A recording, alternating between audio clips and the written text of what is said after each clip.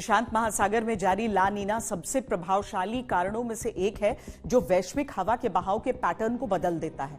ला नीना के दौरान सर्दियों में भारत में आमतौर पर उत्तर दिशा से तेज हवाएं चलती हैं जो हिमालय से ठंडी और सूखी हवा को मैदानी क्षेत्रों में ले आती हैं। इसके फलस्वरूप रातें ज्यादा ठंडी हो जाती हैं, घना कोहरा बनने लगता है और उत्तर साथ ही मध्य भारत के तापमान में गिरावट आती है। इसका असर उत्तर प्रदेश में नजर आ रहा है।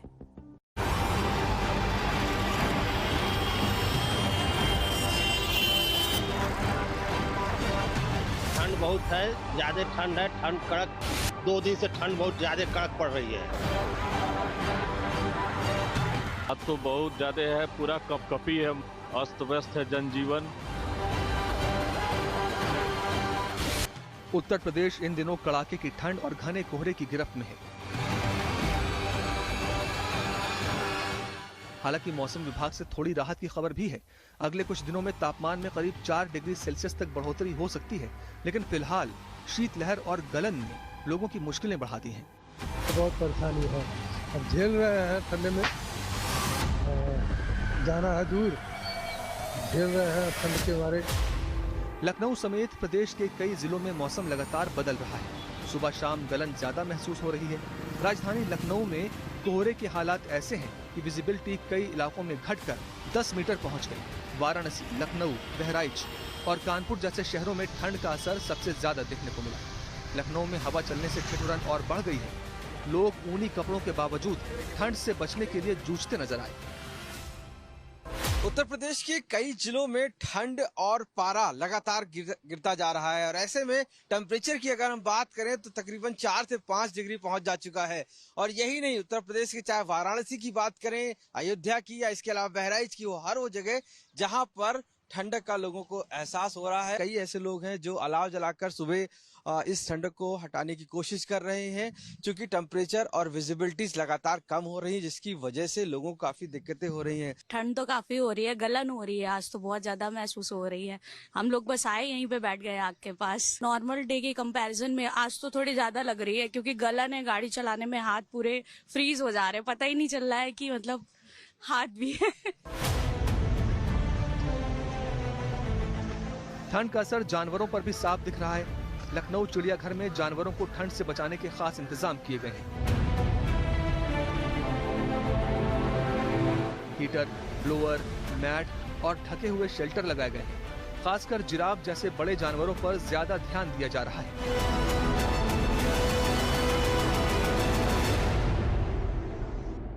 जब हम एनिमल्स को कैप्टिविटी में रखते हैं तो ऐसी स्थिति में हमको उनके लिए तैयारी करके देनी होती है, क्योंकि उनके एनक्लोजर्स में ही उनको रहना है और रात में उनको नाइट सेल्स में और फीडिंग सेल्स में रहना है।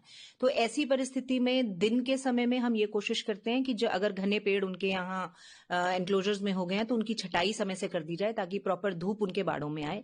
और रात के लिए स्पेशल प्रबंध किए जाते हैं कि रात में जो उनके नाइट सेल्स हैं उन पे चटाइयां डाली जाती हैं, उनके जो गेट्स हैं उन पर। कुछ जानवर ऐसे हैं जिनको ज्यादा ठंड लगती है, जो कोल्ड ब्लडेड एनिमल्स होते हैं, उनके लिए हम इवन हीटर्स की और ब्लोअर्स की भी सुविधा अरेंज करते हैं, ताकि उनके नाइट सेल्स में रात में गर्मी रहे और उनको ठंडा ना लगे। संगम नगरी प्रयागराज भी शीतलहर की चपेट में है। तापमान 10 डिग्री से नीचे पहुंच चुका है और रात में पारा 6 डिग्री तक गिर रहा है। माघ मेले में आए श्रद्धालु और कल्पवासी भीषण ठंड के बावजूद आस्था के साथ कल्पवास कर रहे हैं। चारों ओर अलाव जलाकर लोग ठंड से बचाव कर रहे हैं।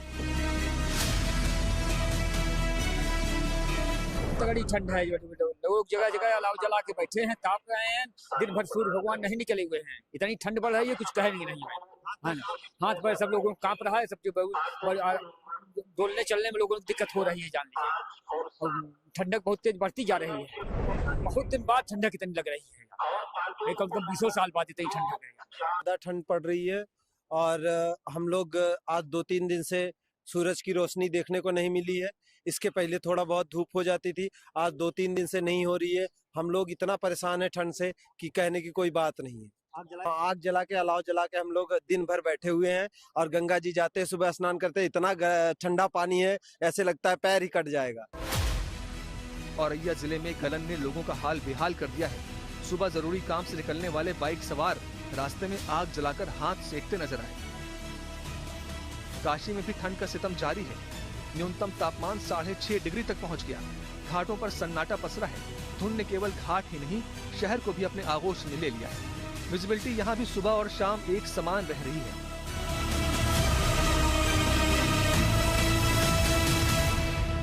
कंपैरिजन में ज़्यादा कोई फ़र्क है नहीं, बट थोड़ा बहुत ही फ़र्क है। बट मुझे यहाँ पर ज़्यादा ठंड लग रही है एज़ कम्पेयर टू दिल्ली, क्योंकि दिल्ली में पॉल्यूशन वगैरह का भी रीज़न एक मेन फैक्टर है, बट यहाँ पर ज़्यादा ठंड है।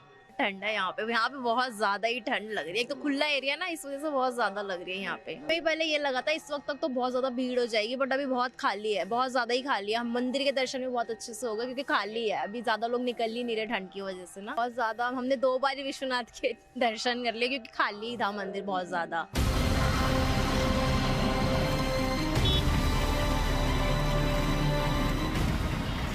पूर्वी यूपी के चंदौली में ठंड के साथ घना कोहरा भी परेशानी बढ़ा रहा है। विजिबिलिटी कम होने के कारण वाहन चालकों को दिक्कतों का सामना करना पड़ रहा है।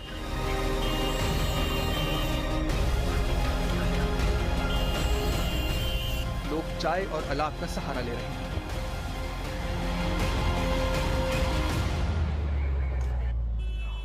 से निकलना काफी परेशान है। ठंडा के चलते सारे कामकाज रुके हुए हैं।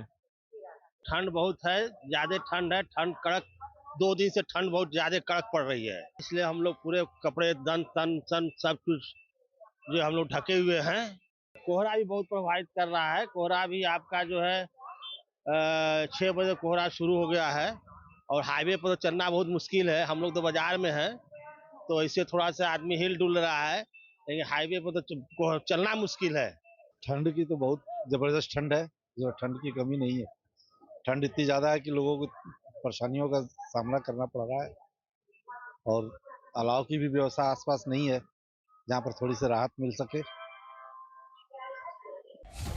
चंदौली का पंडित दीनदयाल जंक्शन, जो पूर्व और पश्चिम को रेल मार्ग से जोड़ने का काम करता है, फिलहाल ये भी भयंकर ठंड के आगे बेहाल है।